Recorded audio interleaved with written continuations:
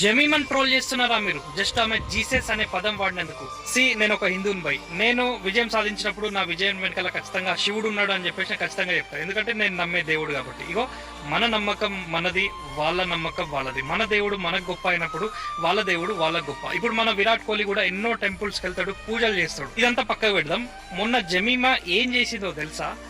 ఓటమి అంటే ఎరుగని ఆస్ట్రేలియాను, వరల్డ్ కప్ లో 7 సార్లు ఛాంపియన్ గా నిలిచిన ఆస్ట్రేలియాను సెమీఫైనల్ లాంటి ప్రెషర్ మ్యాచ్ లో 339 రన్స్ చేజ్ చేసి గెలిపించింది ఇండియాని. సరే ఏమొచ్చింది ఆమె మ్యాచ్ గెలిపేయడం వల్ల అంటే? నిజం చెప్పు బ్రో, ఆమె మ్యాచ్ అయిపోయినాక ఏడుస్తూ ఇంటర్వ్యూ ఇచ్చినప్పుడు నీకు ఏడుపు రాలేదా?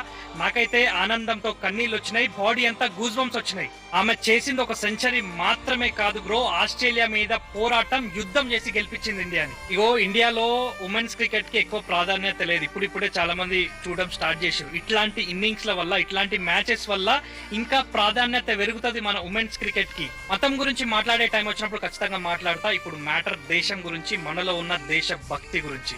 మన మతాన్ని ప్రేమిద్దాం, పరమతాన్ని గౌరవిద్దాం. ఏమైనా తప్పు మాట్లాడితే క్షమించండి. భారత్ మాతా కీ జై. జై హింద్.